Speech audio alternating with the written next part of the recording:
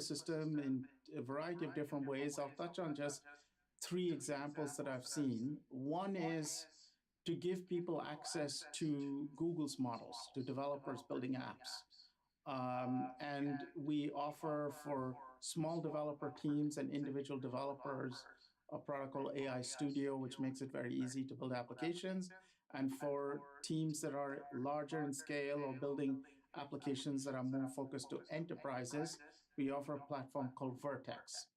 Both are, have our focus has been to put together all the capabilities that developers need, because when you actually use a model to build an application or an agent, you actually need a variety of capabilities. You need the ability to tune the model, to evaluate the quality of the model, to ground it in an in either the web or private data to improve the quality of the answers, to be able to do retrieval augmented generation. So there's a variety of capabilities you need when you build with a model. And so we provide that in the platform.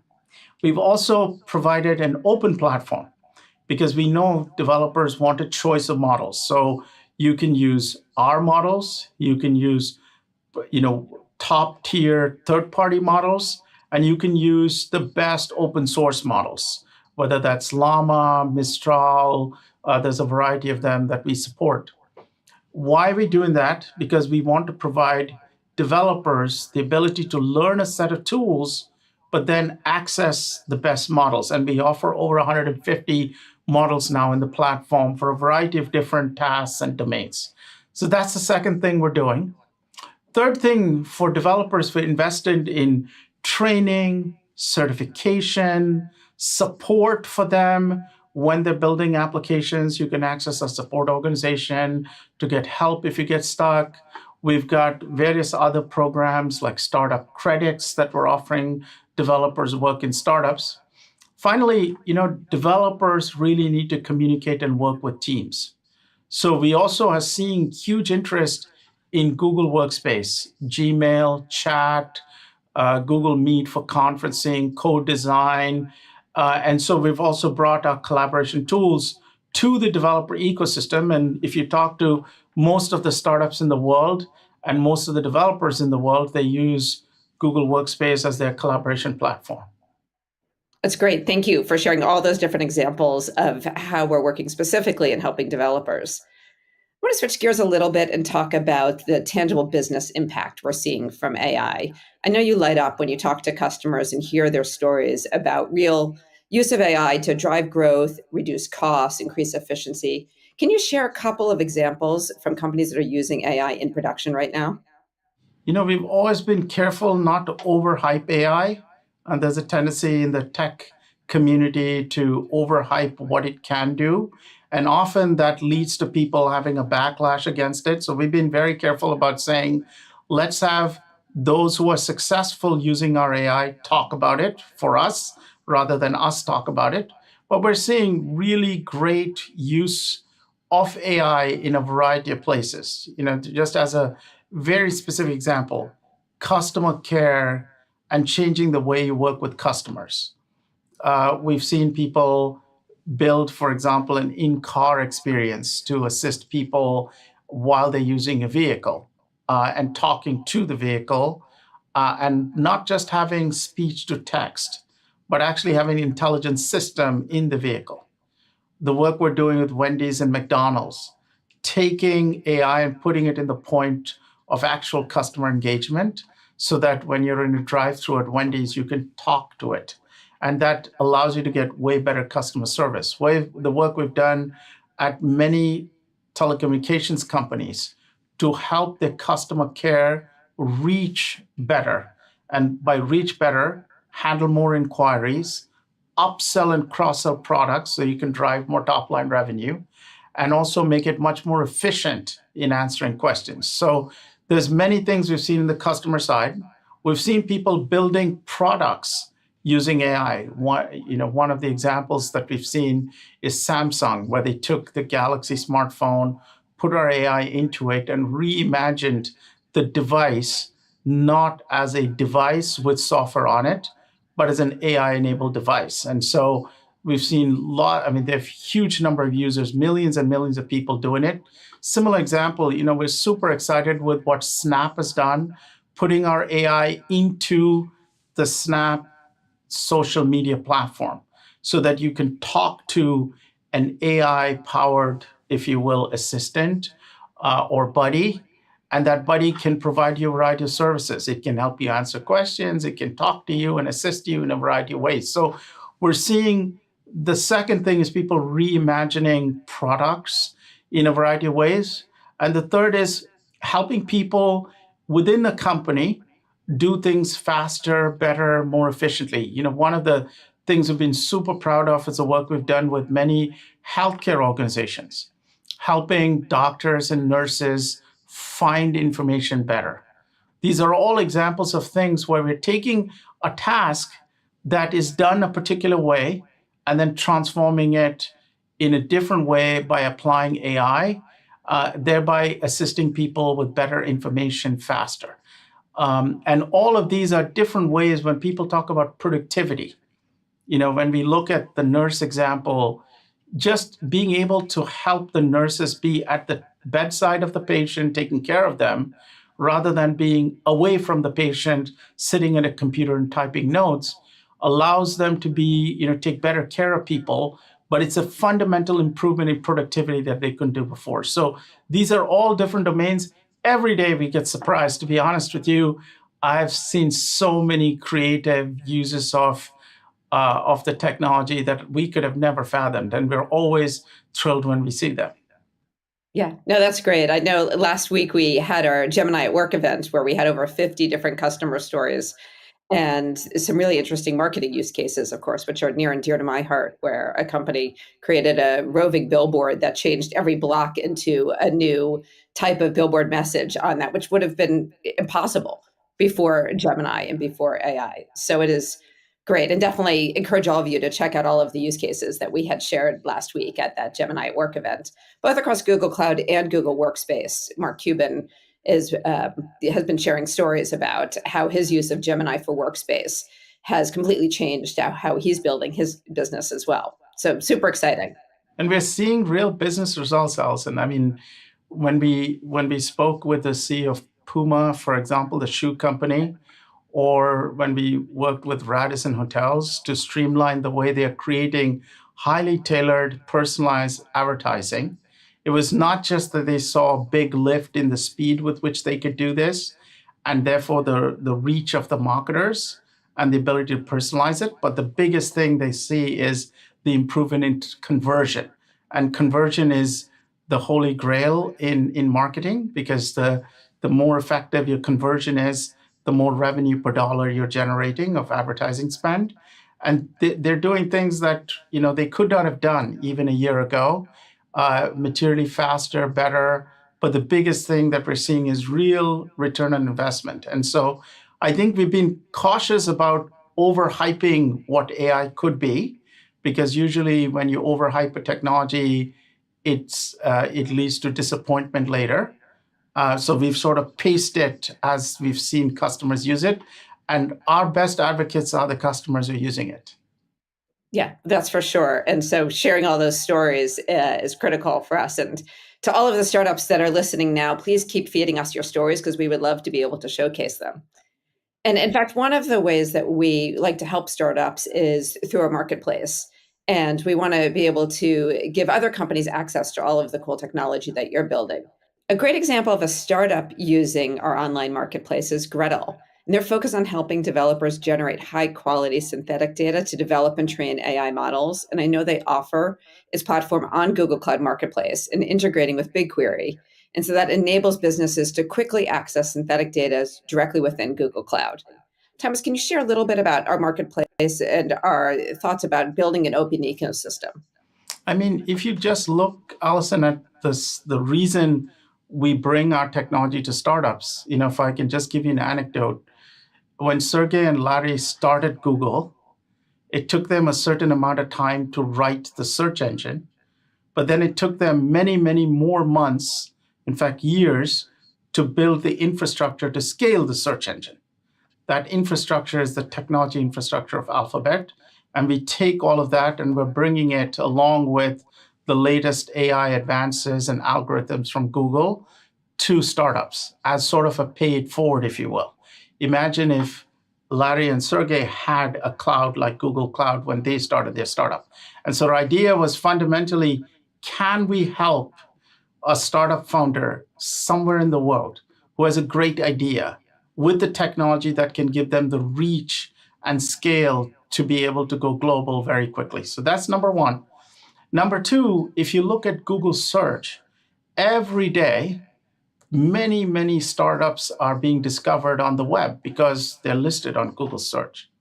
So we took that idea of all the small business in the world are now listing on Google search, Google Maps for discovery, and said, imagine if a startup could be discovered by all the enterprises that use Google Cloud. And can their product and technology be discovered? And then secondly, particularly if you're sold to enterprise, it's a long, complicated process to get all the approvals. The CIO's organization has to put you through procurement process, etc. Our marketplace streamlines that for a startup, because if you list in the marketplace, all our products, typically when a company contracts with us, they also say they want to be able to use any of the products in our marketplace. So we're not just giving you discovery and access to the thousands and thousands and thousands of customers and the millions of users and developers who use Google Cloud so they can find your company. But we're also streamlining the process through which they can contract for you. Because when a customer contracts with Google, they set aside some of their dollars to access the marketplace. So our goal is to sort of bring the technology, help you build your startup, and then bring you to the enterprise through the marketplace. Yeah, no, that's great. And certainly one of our big areas of investment, and one of the many reasons that startups are choosing to build with Google Cloud, is we want to help you be as successful as possible. And as my final question, I would love for you to share, just as we wrap up, how you personally think, as the CEO of Google Cloud, about startups and investing in startups, and what our commitment is to the community that's listening in today. We've always said software is a business that is constantly changing, and it's changing at the rate of the best ideas. Secondly, with cloud computing, make it easily accessible. Technology used to be hard for a startup to get access to, right? Because they didn't have the resources to buy a data center. They didn't have the resources to build AI models. Now, through the cloud and through Google Cloud, we're giving you access to the best technology, and it's super easy to get started. You just go online, access our API, and get going. So we've always felt startups need all the technology, the resources, the go-to-market support we're giving them, and allows them to imagine great ideas. And then go from that imagination to translating that to reality much more quickly, because the technology is available to them very cost effectively. Lastly, I still imagine our organization as a startup. People look at us and go, why do you say that? Well, first of all, just 6 years ago, no one gave us a shot. Everyone told us you're third, fifth, 29th. We were the 29th largest software company in the world in those days. Today, we are either third or fourth. And so that growth has come by having an outsider's mindset and looking at how can we bring our technology. And we've always looked at ourselves as a challenger. And we've always looked at ourselves as, can we still represent our organization like a startup? And that's been we're super proud that we've been able to disrupt the market, to build this business, and to bring technology to so many companies around the world. And we want to encourage every startup founder who's out there and trying to think, will I be able to do that? If we could do that, everyone can. And we're here to help you do that. Well, thank you so much. I know it's an honor to work with all of these companies and to be able to be part of their own building and growth story. And your perspective has been really insightful. And I can't reiterate enough how much we think about startups day in, day out at Google Cloud and across Google Workspace. And so that wraps our session with Thomas. And now I want to encourage you all to watch our next session, where startup founder Alex from Higgsfield AI and Han from Click Therapeutics will share their success stories in rapid AI deployment. Thank you very much. Thanks, Allison.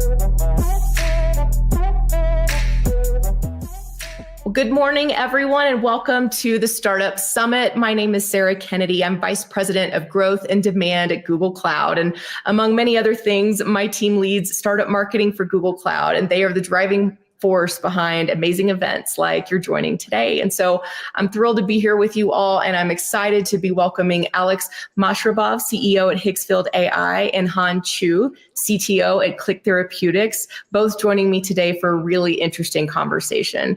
They've both been incredible partners, as well as Google Cloud customers, and they're both thought leaders who are disrupting their respective categories in remarkable ways. And so we're going to spend a little time today talking about the impact of AI on their teams, on their businesses, and on the customers that they serve.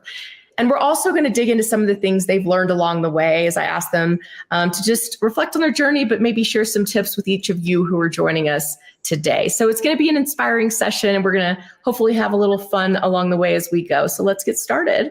Alex and Han, thank you so much and welcome to the Startup Summit. Let's start with one of my favorite questions currently. And, we used to ask people a lot of times, what was the last thing you searched for on Google? And now we're asking people, what's the last AI prompt maybe you typed into Gemini? And for me, it was pretty boring. It was about org structures and best practices. So I'm hoping you both have a little bit more of a fun answer than I do. But Alex, let's go to you first. What was the last prompt you typed into Gemini? Yeah, sure. I'm a huge soccer fan. I'm coming to Europe in late December, so I use Gemini to find the best soccer game to watch during my time in Europe. That's awesome. That's a great use case. So Han, what about you? What was the last prompt you submitted? I just asked Gemini when my daughter's terrible tooth phase will be over. And to my disappointment, it says not anytime soon, although it's very accurate. So 100% accurate. Well, then let's dive in now. Thanks both for having a little fun with me there. But let's learn a bit more about your companies and the roles that you both play. So starting with you, Alex. So let's talk about this incredible company you founded, Higgsfield AI. So what is your mission and what led you to that? Sure. So let me start with describing Higgsfield. Higgsfield AI is a multimodal AI company building tools to democratize personalized creative storytelling through our proprietary video model. AI gives us an edge to transform people photos to moving digital characters, so people become heroes of AI-generated stories. The reason why we are doing that is that video became de facto the main content format on the internet. It accounts for 80% of traffic, and video has up to 10x higher engagement than images. I definitely saw the power of video on social media during my time at Snap, where I was a head of generative AI. In the same time, I saw that video creation today is extremely costly and time-consuming. And we think there is an opportunity to democratize video creation from just prompt engineers to everyone. And I have been doing this since 2016. I dedicated almost all my professional career to democratize and make generative AI actually useful. And I left Snap last year and founded Higgsfield to leverage a new technology of video world models to revolutionize this space. It's great. Well, thanks, Alex. So now to you, Han. So you joined Click Therapeutics, I think it was a little over 3 years ago. So can you share maybe about what inspired you to make that move and what's the company working on today? So 3.5 years ago, I joined Click as Chief Technology Officer because I was extremely inspired by Click's mission. Click develops, validates, and commercializes products that go through the rigor of randomized clinical trials and FDA clearance. And all of our products are built on top of our AI-enabled platform, which adapts to the patient's progress throughout the journey. And by doing that, we achieve superior outcomes. I'm extremely pleased to let you know that we just hit primary endpoint in our pivotal study for a preventive treatment of migraine, which is our CT132 product. In addition to that, in collaboration with Otsuka, we developed the first FDA-cleared adjunctive treatment of major depressive disorder symptoms. So essentially, Click's mission is to close the gaps in care and increase access to high-quality, evidence-based prescription digital therapeutics. And I'm extremely passionate about that mission. That's really cool. I mean, both of you are working on incredibly interesting problems and missions. So I love that. And so let's dig a little deeper. Let's talk about AI, maybe how you're using it in your work. So Alex, I'll come back to you. Maybe you could share 1 to 2 of the most impactful ways that you think about AI and the relationship to your business, maybe how your team is actually using it in their day-to-day work so far. Yeah, we're having a lot of fun with generative AI, and we use this a lot in our processes. So we do market research with generative AI, then we create videos with generative AI for social media. This is how we get users, customers to download our mobile app called Diffuse, and then users pay to generate videos with AI. So with AI, we're fully closing the loop. So I think, and this is only the beginning, and I can imagine that with AI, we'll be able to fully automate the process end to end, so that the humans have only to do creative work. I love that. And we're experimenting a lot with the same at Google, as you can imagine, in Google marketing as well. But I'm curious too, so what about some of the most interesting stories now you've heard from customers about the value you're bringing them through AI? Yeah, this is a really profound question. So overall, we definitely see that a lot of customers already have great success with cutting down the costs with generative AI and augmenting their personnel to do more with less. Actually, it is surprising for us that some large media organizations think that generative AI is giving them an edge to appeal to new audiences. So they see generative AI as a way to expand their business rather than just cut down the costs. That's great. So Han, over to you. So what are the most impactful ways you're using AI day to day? So all of Click's core products are built on top of our AI-enabled platform. It is a white box AI, which is explainable and interpretable. We adapt our treatment journey based on the patient's response. On top of that, our engagement technology use deep learning algorithms to find opportunities as well as tactics to best engage our users, as well as preventing dropout from the treatment. And that's why we're able to achieve really some of the highest engagement percentage across all of our products. And then finally, we do digital therapeutics, so we are able to collect a significant amount of user data. We de-identify them and lay on top of that machine learning algorithms to extract insight that further allow us to develop more efficacious as well as different digital therapeutics over time. That's great. Well, can you tell us a little bit more about how you're using AI and maybe Gemini specifically to bring additional value to your customers? Of course. So internally, we use Gemini in various use cases. In fact, the moment that we adopted Gemini, we just see a lot of creative and great examples of using Gemini Enterprise throughout our workflow across multiple teams. So one example came to mind, our user researchers were able to use Gemini Enterprise to come up with the first draft of questions that we then iterated on before we give it to our patients during the user research session. Some of our teams are also able to use Gemini Enterprise to analyze, collect patient sentiment in public forums. And that informed us how to better target certain digital therapeutic areas. That's great. Thanks, Han. So coming back to you, Alex, let's talk about challenges. We've talked about all the goodness that comes from AI so far, but obviously it's no easy road to deliver that. And there's a lot of obstacles that you have to overcome when you're the ones making some of those decisions. So maybe you could share a little bit more, Alex, around some of the biggest challenges or obstacles that you have faced with AI and how did you overcome them? This is a really good question. Generally, it is extremely hard to find true product market fits with generative AI. Pace of development is critically important, and at Hicksfield, it is the fastest I have ever seen in my life. We learned that AI infrastructure is really hard to build in a flexible way. So it is definitely almost like a free gift that Google gives access to AI infrastructure. We still have to pay for GPUs, and GPUs are expensive, but this Google Cloud Platform AI infrastructure layer definitely gives us flexibility to quickly experiment and learn. That's great.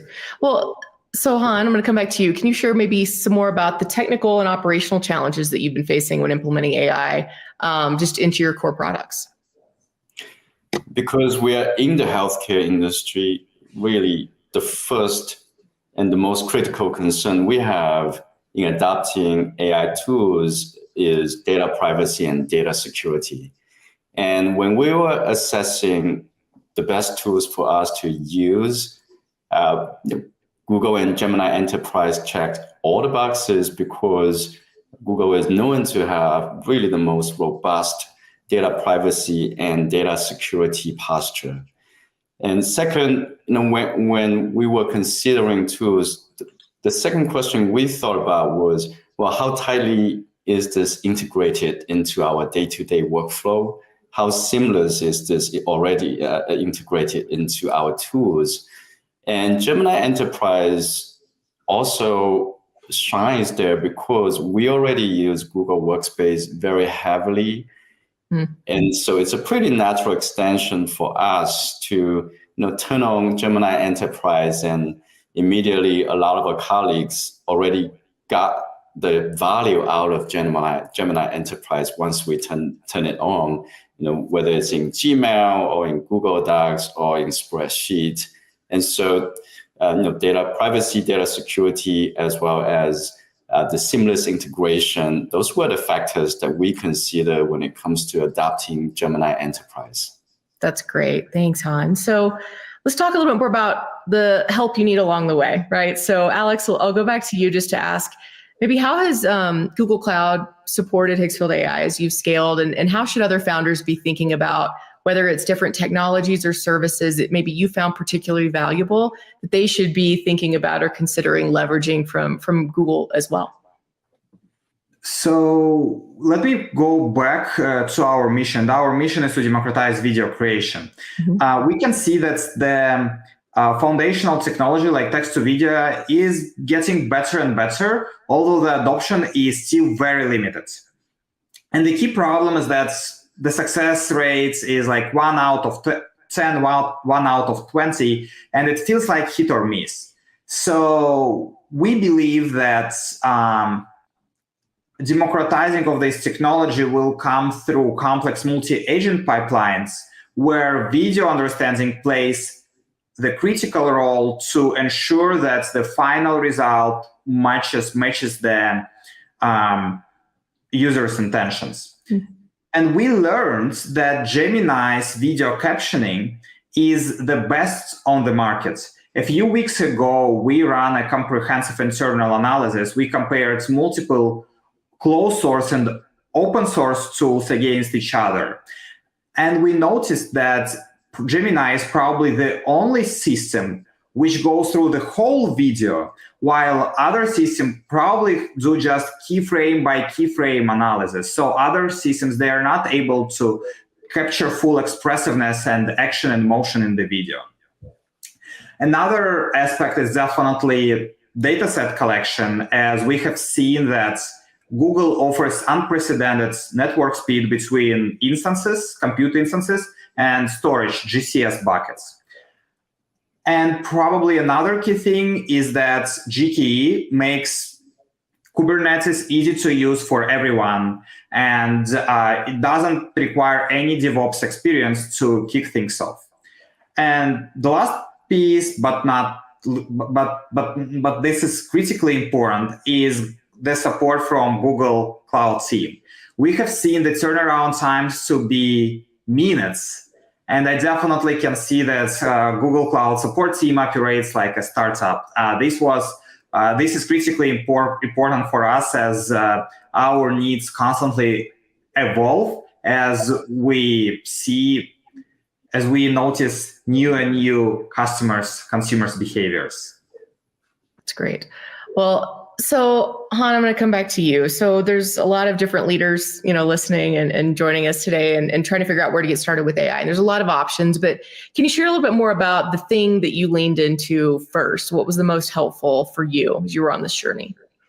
I think for organizations where AI and machine learning is their core competency or core part of their offering, thinking about AI strategy and data strategy as a very much of a long-term commitment that requires strong vision makes the most sense. As business leaders, I think business leaders have to be able to articulate the value of AI and machine learning to their organization and to their customers. For companies that want to use AI to improve their productivity and efficiency, I would say, you want to explore pretty widely out there. It's very cost prohibitive to train large language model. And so therefore, it simply doesn't make a lot of sense for smaller companies to reinvent the wheel. And I think there are already a lot of great tools that are already developed out there that many companies can leverage immediately and get those immediate benefits. And so, my advice to organizations that want to use AI to improve their productivity, efficiency would be to really dive in, get some of these tools working and see how it goes for your organization. If somehow it doesn't work out, try a different thing. That's great. Well, that kind of leads us to our final question. And maybe this is sort of our quick tip of the day for anybody joining us, just to founders, anybody looking to establish an AI startup or to integrate AI and use it in their day-to-day work. There's a lot of information out there and it can get overwhelming, right? But both as you look kind of in hindsight, as well as looking forward and maybe some of the things that are working really well for you and your teams today, what's the one tip you would give somebody who is in a leadership position with implementing AI and leveraging it for the most value in their day-to-day work? And maybe Alex will go to you first, and then Han will come back to you to close.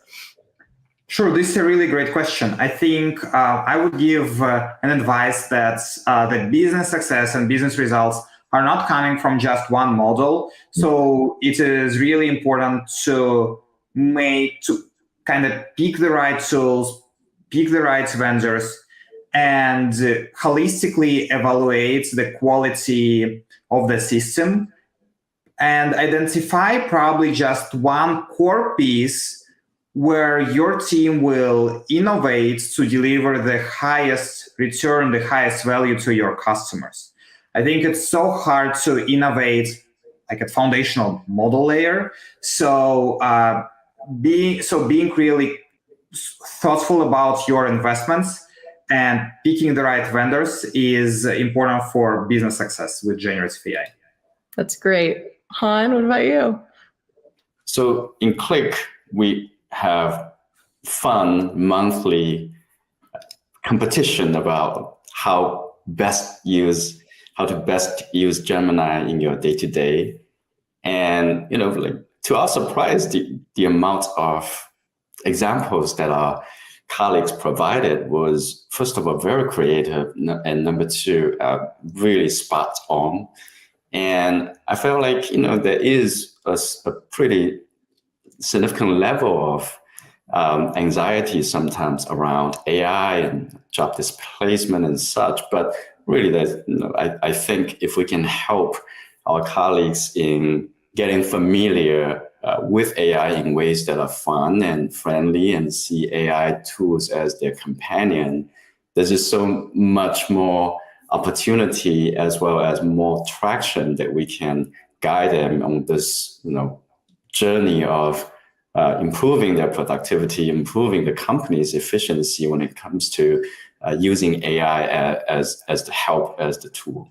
I just want to say thank you again to Alex and to Han, and I've been your host, and I'm thrilled to have been so. Sarah Kennedy, it's been my pleasure to be a part of this discussion with all of you today, and hope you enjoy the rest of the Startup Summit.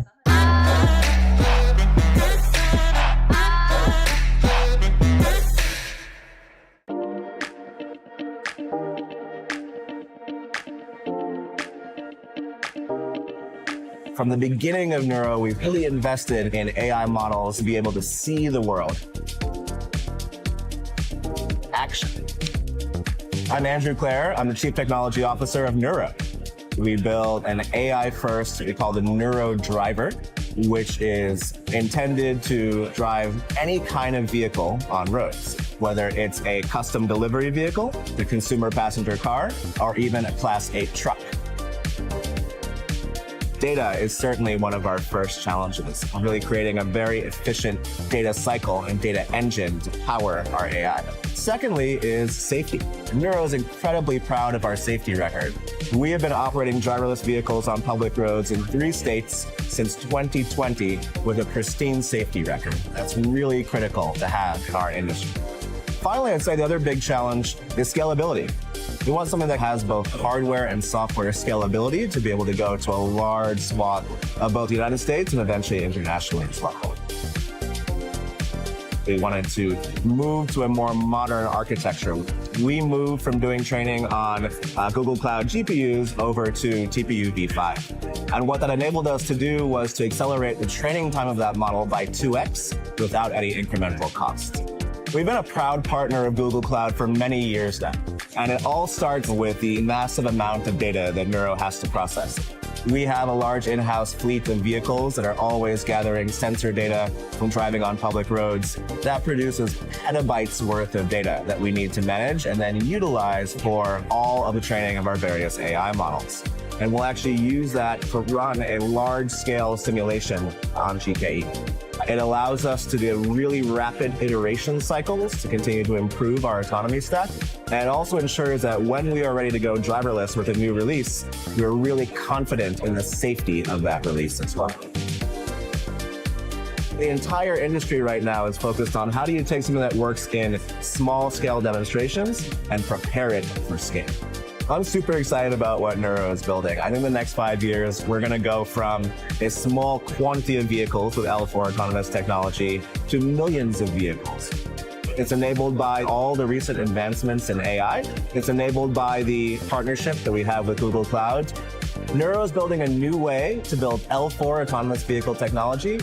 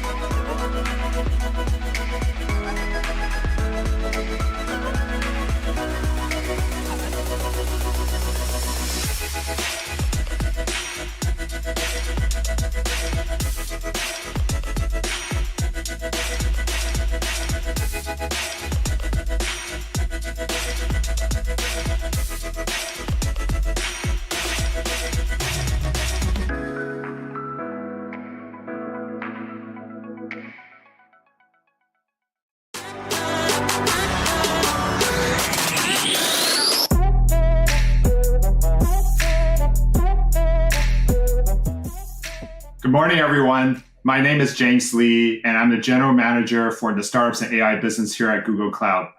Today, I'm incredibly excited to have with me our fellow panelists, Joe Greenberg Chase, who's a partner at Capital G, and Sam Eisler, who's a partner at Lightspeed here. Welcome, Joe, and welcome, Sam. We're going to spend some time together today to talk about the current AI investment hotspots. We're going to dive into some current trends, and then we're also going to talk a little bit about what investors are focusing on today. So to start, I thought maybe I could hand it over to Joe and Sam to just talk a little bit about yourself and your firm, and maybe just give our audience a bit of a taste for what kind of AI investments you typically make and which stage you invest in. So maybe start with you, Joe. Awesome. Thank you so much for having me, James. I'm really excited to be here and excited for the conversation. So as you mentioned, I'm Jill. I'm a partner at Capital G. I lead all of our AI investments, which I've done for the past 5 years. But as you all may imagine, it's been increasingly exciting over the past several. Capital G is Alphabet's independent growth fund. So 2 parts to that. Independent, meaning we invest entirely for financial return, and growth, meaning typically post-product market fit. James, you asked a little bit about sort of stage and what types of companies we typically invest in. I would say that while we typically are post-product market fit, in particular with AI, we have started to move a bit earlier. And I think what's more unique about our investment approach is how concentrated and thematic we are. And so I lead our AI investing. I spend 100% of my time doing that. I work a lot with the folks at DeepMind and Google Brain and GCP to sort of develop our investment theses and find exciting companies. And through that, I would say we have a pretty wide spectrum of types of companies that we like to invest in. For example, I led 2 Series A's in the past year, both AI companies, and then also led a secondary investment in a pre-IPO company. So really run the gamut, just what gets us excited and where our investment theses take us. That's great, Joe. Thank you. Sam, same question over to you. Yeah, thank you. Super excited to be here. Thanks for having me. I'm Sam. I'm a partner at Lightspeed. Lightspeed is a multi-stage, multi-geo, multi-sector investment fund. I've been at the firm for 2 years. I joined to basically help us open up our New York office, which is where I'm sitting today, although we have offices in California and around the world. I spend most of my time actually on the fintech side of things. Lightspeed, as I mentioned, is a multi-sector firm, and we invest from enterprise to consumer to healthcare to fintech, from seed all the way to IPO. My area of expertise is really within the fintech ecosystem, more on the early stage side. I spend about 80% of my time there, but I do a little bit of growth investing and across other verticals. We don't have an AI specific team, like in the same way that Jill's team is structured, but I would say all of our verticals touch AI in so many different forms, especially over the course of the last 1.5 years, as things have really been developing at rapid pace. Within our fintech practice, we've made 12 investments since I've been here across a host of different categories, things from capital markets technology, wealth technology, the CFO suite, infrastructure. And while maybe they're all not pure AI first companies, almost all of them have elements of AI that have been enhanced throughout the last developments that we've seen over the course of the last 18 months. And it's been a really core part of our investment thesis. So excited to talk more about that here. I love both of you are such seasoned investors, but you're coming in with different perspective. So I think this is going to be a really great conversation. So with that, let's get down to business. Joe, I've got the first question for you. As we know, in AI space, everything is ever changing. It's such a dynamic market. How has your AI investment thesis evolved throughout this year? What kind of AI investments are you personally excited about making over, what you've made or will be making in the next year? Yeah, for sure. I think it's I feel so fortunate to be an AI focused investor right now. It's an incredible time to be following the space for 2 reasons, really. One is how nascent and quickly evolving the technology itself is. And then 2, correspondingly how nascent and quickly evolving the buying behavior and value creation is. And so I feel like over the past really 3 years in particular, we've seen these step function changes on the technology side that have unlocked all of these new elements of value and very cool applications on the buying behavior side. And then that spurs ideas for the technical side, which then there's another step function change, which spurs value creation on the application side. And so it's been a really fun wave to watch. I would say the thing that makes it hard to invest in the category as a result of that dynamic is you're always waiting for what the next step function change in the model is going to look like. And when that happens, there are all of these downstream impacts on the differentiation of the application layer and the defensibility of the application layer and how much value is going to accrue to the foundation model versus the application or the incumbents. And so we've sort of spent a lot of the last 3 years really trying to come up with a thesis on how things are going to evolve over the long term, rather than sort of reacting to these small differences and changes that have happened in sort of 6-month increments. So with that context in mind, I'd say we effectively think of the AI category in 3 subsegments. The first is foundation models themselves. The second is infrastructure to either build or leverage those foundation models. And then the third is end applications. Our thesis on foundation models is that I think we've seen sort of this take place over the past couple of years, is that there is a tremendous amount of innovation that can and will take place, and that it is likely headed towards commoditization over time, probably by a select few number of players who have the resources available to be able to sort of continue to scale the models. And so we've stayed away from making big investments in that sort of big foundation model space for that reason. With the exception of a company called Magic.dev, which I led the Series A in a couple of years ago. And actually, they recently announced a big and exciting relationship with GCP, which James knows about.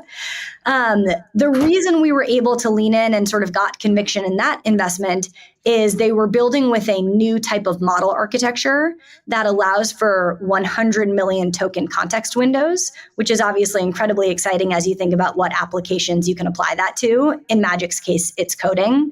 But I can talk about that more later. But I think the point I'm trying to make here is it was a true differentiated model architecture, which got us excited about making the bet in the foundation model space, not just competing on sort of scaling or resources.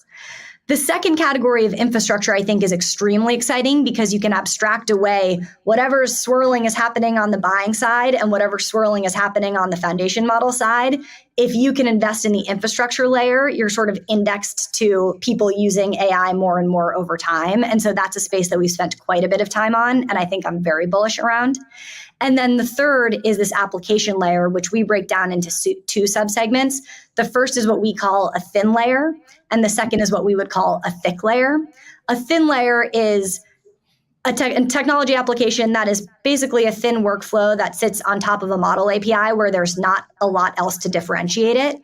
I would say we're bearish on that just because we're concerned about the level of competition that comes in. A thick layer, conversely, is something where the technology, whether it's through integrations or sticky workflows, is quite hard to replicate, even though you might switch in and out the model API on the back end. So that's sort of how we think about the space more broadly and where we get excitement. Yeah, I couldn't agree more with you, Jill. First of all, congrats on all the success, especially with Magic. We're obviously very excited to also work with the team there. But you're right. I feel like the initial kind of exuberance and excitement is not necessarily fading away, but it's normalizing a little bit. Now investors and the market at large is really paying special attention to, okay, does this company have a core advantage? Are you just a certain like a model wrapper? Like what have you got that cannot be easily imitated, right? So I'm definitely with you. The bar is going to be raising higher and higher going forward. Totally. Sam, my next question is for you. Given your fintech background, I'd love to maybe zoom out a little bit and just talk about the investment landscape at large. Where do you see opportunities across the board, models or application specific, or maybe in some cases both? Do you favor one over the other? what does that mean? Because we obviously have a lot of founders in the audience who are listening to us. Like, what does it mean for them who are seeking investments? Yeah, no, great question. Thanks. And it was really interesting hearing Jill's perspective. I feel like she also kind of touched on this a little bit, and we share a lot of the same opinions. I mean, I'll take a step back and talk about the Lightspeed team more broadly, and then happy to go into the fintech lens as well. The Lightspeed team more broadly has invested both on the foundational model side and on the application specific side. And I would say looking ahead, we definitely see opportunities in both. Although to Jill's point, I think on the foundational model side, we can expect to see some market concentration here happening over the course of the next few years. And while I think there's still room for a couple new players to emerge in this ecosystem, I think we've started to see who are the people that are at the forefront here. And I don't expect as much shifting and changing as I expect to see on the application layer side. I naturally, as a fintech investor, spend more of my time specifically on the application specific side, just by given like the vertical nature of how I invest. But I'm excited about both opportunities, and I think the firm is excited about both opportunities. In the fintech specific application layer investments, we've made investments in companies that are leveraging AI for categories like corporate debt. We led the seed round in a company called Noetica. They're basically helping benchmark corporate debt terms in real time. We led the seed round in a company called Tabs, which is doing accounts receivable automation and leveraging AI to do the invoicing, communications, and payment processes between organizations. And we led the seed round in a company called InScope, which is leveraging AI to automate the 10Q process within the accounting ecosystem. And we're definitely bullish on all of those areas and then some. We're particularly excited about areas like risk and fraud, wealth management, and compliance right now, just because I think there's a lot of low-hanging fruit. And to Jill's point, like, while we're not as excited about like thin wrapper layer investments, I think that there's just a lot that can be done at the super base layer, given the level of information and data proliferation in all of those different verticals. At the end of the day, an application specific product is going to be able to come to market probably faster. And, the downside there is maybe they'll have a little bit more of a niche dominance from where it is. That's not always a bad thing. So it really depends on the full contextual analysis of the investment. Yeah, what I take away from your response is, AI just for the sake of AI is not that interesting. AI for the sake of transforming business models. You gave a couple of examples in the fintech industry, right? Allowing things to be done that could not be done before, and changing the way customers and consumers are interacting with the business. I mean, that's kind of where AI is unlocking value. Definitely agreed. Great. As a next question, Jill, I wanted to come back to you. Many founders are. I mean, this is still obviously a very, very exciting space, and founders are looking for funding. As a growth stage investor, when you're looking at startups, at the founding team or at the business model, what are some of the things that you look for when you're making that decision? Maybe some pointers, some advice for our founders as you're thinking about building either model, infrastructure, or applications. For sure. I think that one of the many differences between early and growth stage investing, obviously, is the valuation at which you're coming in at from the investor perspective. And the real thing that implies and why it matters is how big of a company a growth investor needs this to be in order to make money. And so the example would be like, if I want to 3x my money and I'm coming in at a $500 million valuation, simple math, need this company to be a $1.5 billion company in order to sort of 3x my money. And the reason I bring that up as context to answer your question is because you need this business to be a $1.5 billion business, you actually care a lot more about things like go-to-market and feeling like there is a very clear and efficient go-to-market story. There are enough logos in the market that you can get to the revenue scale required to become a $1.5 billion market cap company. You also care a lot more about differentiation than you would at the earlier stages, because if you're investing at a much lower valuation, then you're kind of picking, okay, well, you're picking among a bunch of folks who kind of all do roughly similar things. You don't know who the winner is yet, but it's okay, because if that company ends up not being the winner, then maybe they'll be acquired for something that's a little bit lower. Obviously, that's not the goal, but that's always a potential outcome. When you come in at the growth stage, you don't really have that, or the exit, you need it to be a much higher exit in order to feel good about that. And so my advice for founders is, when you're pitching growth investors, be very clear about how you're differentiated from other players in the market, and be very clear about what your go-to-market strategy is and how it's efficient and how it will scale. And I think that's what gets growth investors really excited. That's great. That's great. I think at the growth investment stage, obviously the stakes are higher, the exits are higher, the valuations are higher. But I think this is where you got to show traction, right? You need to have customers, you need to show revenue, you need to show profitability.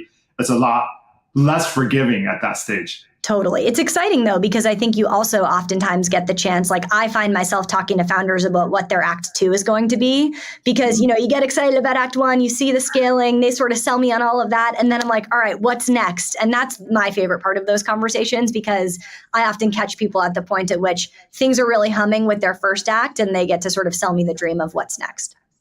Sounds good. Sam, I've got a kind of an interesting question I would love to get your thoughts on. I meet a lot with founders during my normal course of work, and I feel like there's always a bit of a tension between, hey, do I want to be the first to market and leapfrog everybody else and come up with, be it a business model or a technology that's groundbreaking, never been done before? Or do I want to be someone who's not necessarily first to market, but more of an evolutionary step, right? Something that's been done, but I refine it, I perfect it, I built on top of things that have been done before. Like, how do you think about that in the context of AI, proven applications versus brand new models, businesses, et cetera?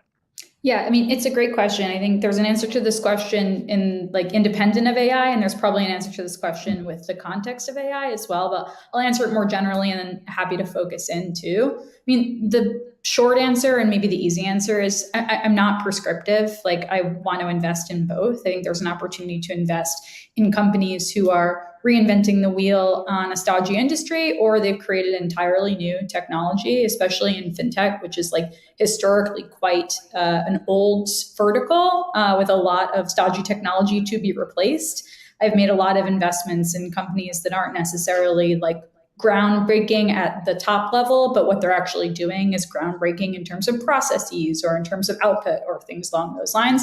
And I think both are really exciting. I'd say at the end of the day, especially on the early stage side, the things I care the most about are founder market fit, size of the overall prize, and the why now. Founder market fit, why are you the person to build this? Do you have some sort of competitive edge, whether that's on the go-to-market side, that's on the product side, that's on the distribution side, et cetera. Size of the prize, at the end of the day, while I am investing smaller sums of money at the early stage, I still need these to be relatively large markets and have sizable outcomes, especially Lightspeed's a multi-stage, multi-billion-dollar fund. So the return sizes are quite large in expectation. And then the why now? I've seen a lot of absolutely excellent pitches that lack just the ability of this is the time to do this. And unfortunately had to pass on them, but kept in touch with a lot of those founders just because, there wasn't a clear articulation of why this is the right time to do that.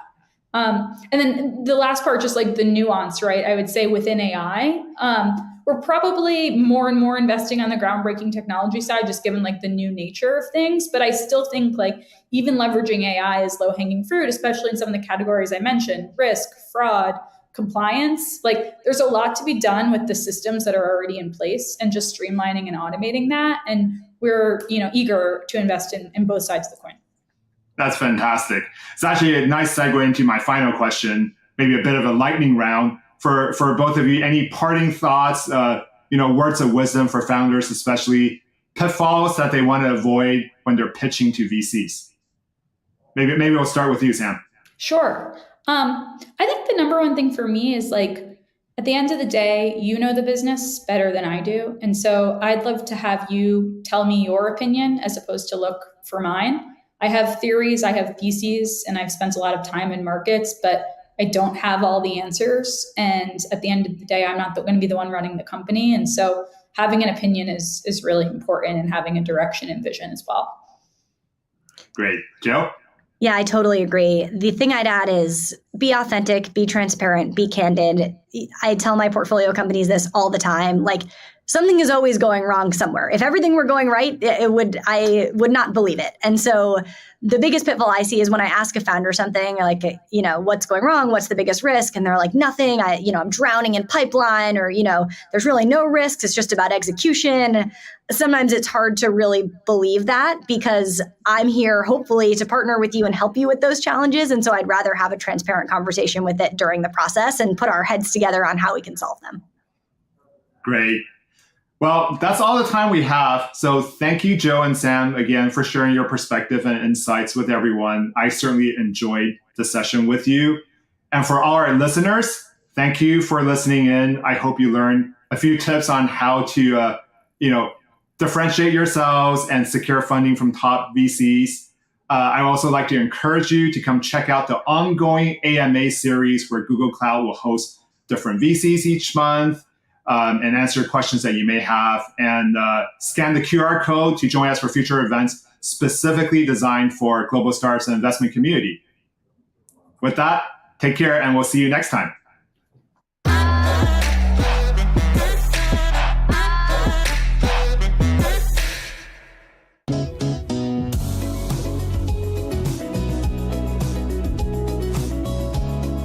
Connected Stories, we are saying goodbye to rigid creative workflows. Our platform helps businesses create dynamic content that is personalized to build lasting customer relationship. With generative AI, we can do this at scale in real time. I'm Tommaso Vaccarella, and I'm the co-founder and general manager of Connected Stories. In the bad old days, personalizing content meant manually tweaking every little element. With Connected Stories, we are revolutionizing the entire creative workflow. Now advertisers can manage the entire process end-to-end, expediting the generation and assembly of images, videos, and text most likely to connect with specific audiences. We have developed an AI creative assistant supported by Gemini, capable of analyzing briefs and turning them into sophisticated strategies.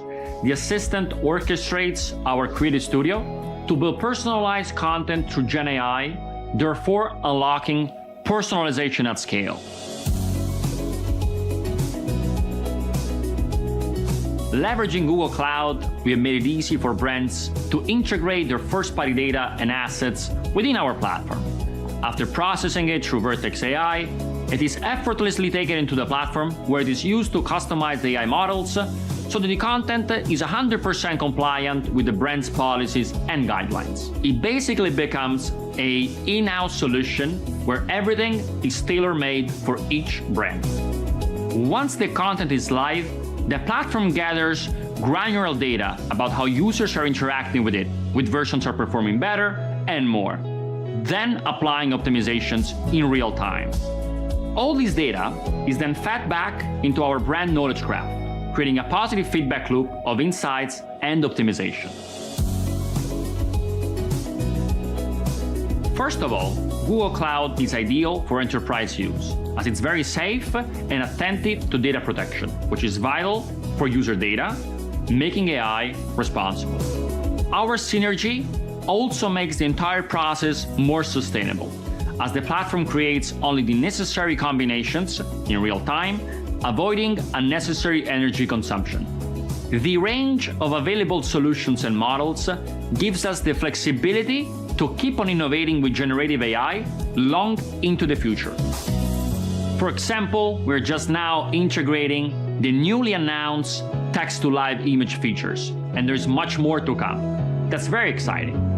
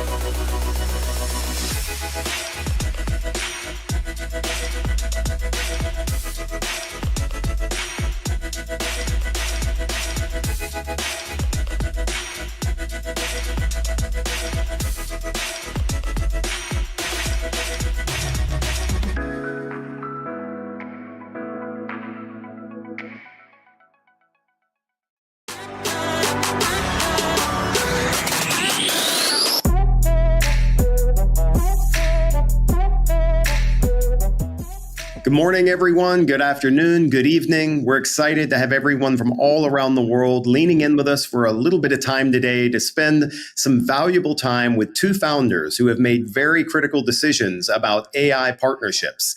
Let me introduce who they are, and then let's dive into this content. First of all, I want to welcome Akash Sharma, who's CEO and founder of Vellum AI. And I also want to welcome Tai-Sung Park, who's chief scientist at Rev, for joining me today.